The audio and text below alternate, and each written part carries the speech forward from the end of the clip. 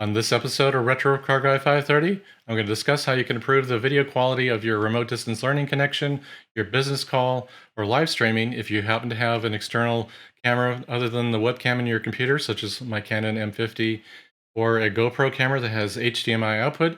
You can integrate it into your computer by connecting it with one of these two, either the $125 solution or the $25 solution.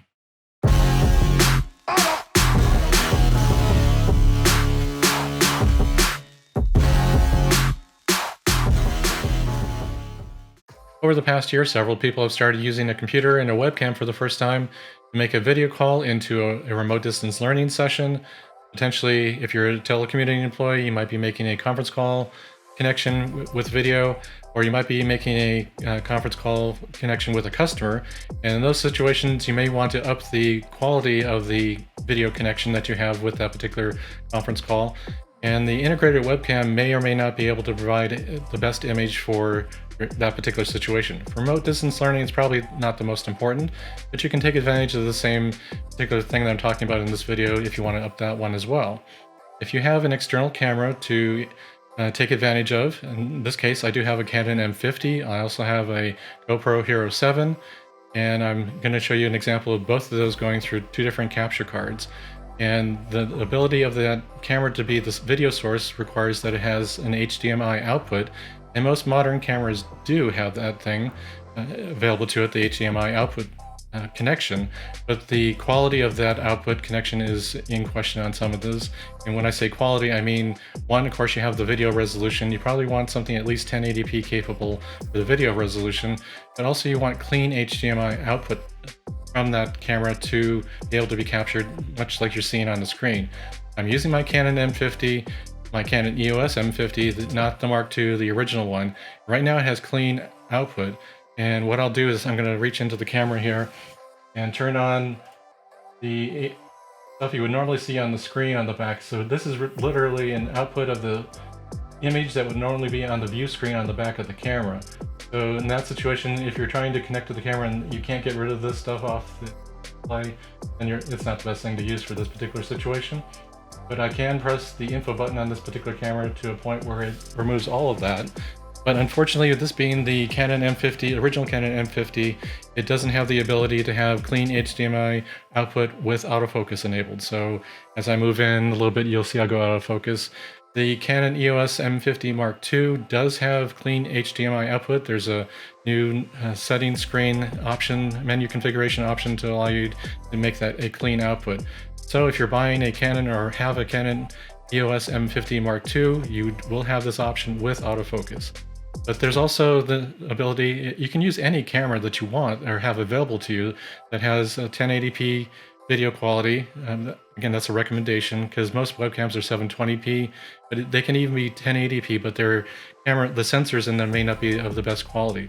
The ability of taking advantage of this Canon EOS M50 is I can use any of the lenses I have where I can give a shallow depth of field, such as you're seeing hopefully me in focus, but the things behind me are not in focus. And depending on the particular lens that you have on the camera, even the kit lens, you can take advantage of getting a nice crisp image. Now you can use a different camera, such as the other one I've got here. Let me switch over to this one. As I switch over to the GoPro, I didn't include the microphone in the OBS Studio, so my lips will not be in sync with my audio here. But I'm pointing out the field of view is wider, and the GoPro quality, as far as recording quality, isn't what goes to the screen. So the color replication here is off compared to the Canon M50. So it depends on the output going to the screen on the back, and it depends on the audio availability through the HDMI connection as well. So unfortunately I didn't capture the audio, but I'm comparing the color of the shirt between the two cameras at this point. And it's actually kind of a brown here, so that isn't the quality of the video that would go to the recorded. As I switch back to the GoPro, again, you can see that it almost looks blue in the shirt given the lighting. But again, there's no shallow depth of field. There's a kind of an infinite focus here with the GoPro. Just depends on the quality of the image going to the back screen of the camera that you're using. And if that's better than your webcam, it might be a valid thing to use. But now let's talk about the connections. You can see that I've got my connection here where I've got the HDMI output cable, which I forget, I think it's it's a mini or a micro connection out of the camera. And then you would then run that to a standard HDMI cable here, and then the Cam Link 4 is the capture card, and then this is a USB 3.0 connection requirement from this point from the capture card into the computer. And then you would then, in your various software, go in and select the Cam Link 4 as the video source. The same thing is true for the BlueAVS. I have that here. I don't know if I can get that quite as well into the image here. The cable run is a little bit different on that one. The same thing is true there. You have basically the output from the camera over with an HDMI output port. You have a cable that runs to the capture card. Capture card then has a connection over USB to the computer. The Cam Link 4 has a USB 3.0 higher port requirement. The BlueAVS has a requirement of only a USB 2.0, so you don't need as many resources on your higher end computer with this particular card, and it's much cheaper. Again, this is about $125 with tax here in California versus $25 here with tax in California. The difference between them is you can have up to 4K output with this particular capture card, and you can have 4K input, but up to only 1080p output. And for video calls, that's fine. I don't know of any particular video call that requires 4K video. Maybe there are, but I can't see why that would truly be necessary. This is a vast improvement over, again, assuming the camera that you're using has better video image, quality image than the integrated webcam. This might be the cheap way to get a camera that you already have on hand, not doing you any good during those video calls, to make that video image much better during those calls. Now I'm going to go and show you a couple different things on my computer, where I'm going to show you how to select the device in OBS Studio, and also I'm going to use Zoom as an example to show you how you select those devices as the video sources in those particular programs. This is an example of how to select the video capture card as the input source for your Zoom meeting. This is on Windows 10. So under Settings, Video, I have the USB video, which is the BlueAVS capture card, and that's connected to my GoPro camera. Hi, GoPro camera. And that also, if I don't select the HD setting, it will look a little squished here, a little stretched or compressed in certain ways. So let's select HD, and that looks like it normally is. That's the full view of the 1080p video. If we expand the drop list here, we can see that the Cam Link 4K is available here as well. Hi, Canon EOS M50, and I could of course have these reversed, and I'll show you an example of that video in just a little bit in my video here. But again, the HD selection doesn't really seem to change it here, but for the USB video it does seem to make a difference. So you select the appropriate device you wish to have as your video input source. I will point out that there is this additional EOS webcam utility. It's a free driver available for Windows and Mac at this point in time from Canon. You can connect your Canon EOS camera to, there's a variety of those cameras that are supported by this utility, and it allows you to have this as an input source for your various programs such as Zoom or Skype or all the video calling platforms. And it will make that connection over USB. You don't need a video capture card, but the video quality is decreased by some amount. It's not using an HDMI connection, it's using video over the USB. So you do gain though back the feature of the autofocus in this particular situation with the Canon EOS M50, not the Mark II, but the Mark I, what's being called the Mark I, the original version. So if you want to do the free version, and hopefully it's still better quality than what your webcam, you can use this as a free option as well. But I'm going to use the BlueAVS, and there's my GoPro, and that's how you select your video source in Zoom.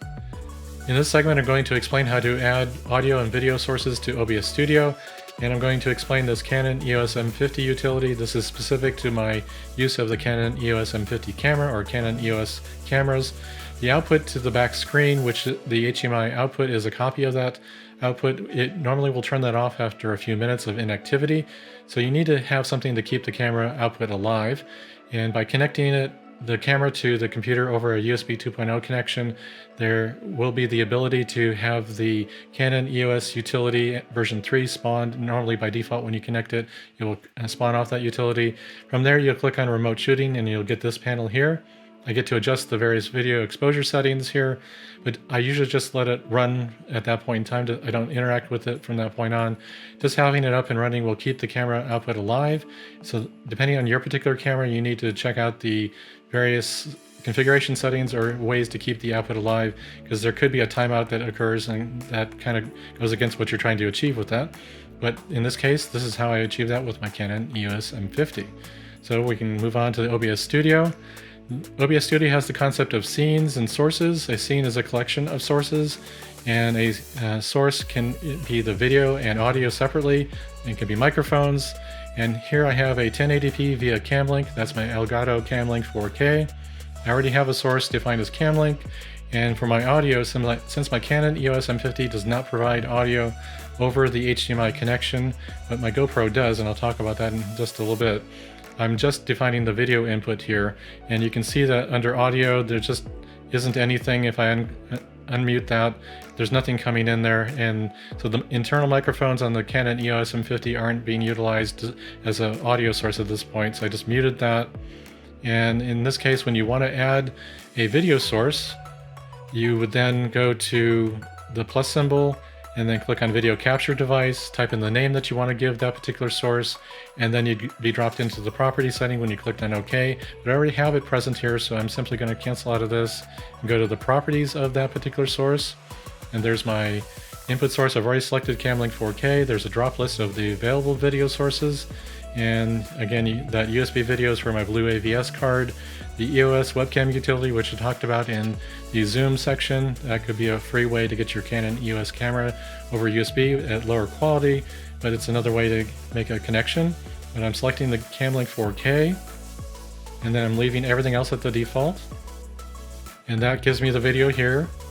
And then for my audio, again, since I don't have the ability to bring in audio from the Canon EOS M50, there's just no audio directly coming in here at all. And I brought in my external microphone here, my Rode NT USB microphone, so that's where you're seeing these audio levels from here. So that's how you would add the Cam Link 4K capture card to OBS Studio. Then for the BlueAVS capture card, I have much the same process. You would click on plus, video capture device, you type in the name that you want to give it, and then be dropped into properties, but I already have it here, so we're simply look at the properties. And then we've picked USB video, and then I left everything else at the defaults, and that's the video I get from my GoPro. Hi GoPro. So that's how I get the video in. The audio is available from the GoPro Hero 7 Black, so you can bring that audio in. It doesn't bring it in directly through the video device. You have to actually bring in a capture of an audio digital interface. So that's why this, even though it's unmuted, there's just nothing coming in, but there is audio coming from that particular camera, as we can see here. So if you wanted to add this particular audio device, you would click on plus, audio input capture, give it a name, and then select the particular input device. But we'll take a look at properties for the one I already have here. And it's a digital audio interface, the USB digital audio. You can see all the other ones that are available on my particular computer. And when I had it selected as the microphone version of that, it just didn't bring it in at all. So I used the digital audio interface for USB digital audio. Left the default unchecked for use device timestamps. And then if I unmute that, you'll see that I have audio. So the two different inputs, video and audio, and I can receive audio from the camera if the device sends it. In the case of the GoPro Hero 7 Black, it does, but given the position of the camera close to my computer, it's just a little too close. It picks up the fans of my computer depending on the CPU load. So I usually end up muting that, or you may not include that altogether. So if I mute that, it just ignores that. And again, I have my Rode NT USB external microphone here as my main audio source. So that's how you add the Elgato Cam Link 4K and the BlueAVS HDMI capture card into OBS Studio. And just as a quick example, you can actually have both of them. In your case, you're going to have only one of them in 99% of the cases, but I wanted to demonstrate the fact you can have both cards running at the same time. You can have them both input into the same screen. And here's my Canon EOS M50 over the Cam Link 4K, and there's my GoPro Hero 7 Black over the BlueAVS HDMI capture card. So that's how you add it to OBS Studio. If your webcam's not providing the video quality you need for your particular situation, and you have access to a camera that can provide that video quality, as a clean HDMI output, produces 1080p video out of that particular HDMI output on the camera, you might want to consider getting one of the two capture cards that I've shown you in this particular video. The first one we looked at was the Elgato Cam Link 4K. This will accept up to 4K video resolution into the card over the HDMI connection, and then output up to 4K video on the connection into the computer. Now that is a bit overkill for many of the video call platforms, Zoom, Skype, or remote distance learning. But if you need that 4K capability, you might want to check this out. It has a price point of about $125 with tax on Amazon. And then of course the other one we looked at here is the BlueAVS HDMI input capture card. The price point for this is about $25 with tax on Amazon. It has the capability of accepting up to 4K input video, but outputs only 1080p video, which is fine for, I imagine, 95% of the people out there. And if that's the case, you might want to check this out as well. Please check out the description section of this video. I will have affiliate links to those two capture cards. If you're considering purchasing them, please consider using those affiliate links. I will make a commission, and it's a great way of supporting the channel, but it doesn't cost you anything extra to use those affiliate links. If you end up liking the content of this video, make sure you hit that like button, share this video with someone that might need to know about this information to help them out. And if you end up liking the video that much, and you might want to consider subscribing to the channel. Subscribing to the channel is free, and make sure you hit that bell notification to be notified when I upload new videos like this to the channel. So I thank you for coming to the channel and checking out the video. See you in the next one.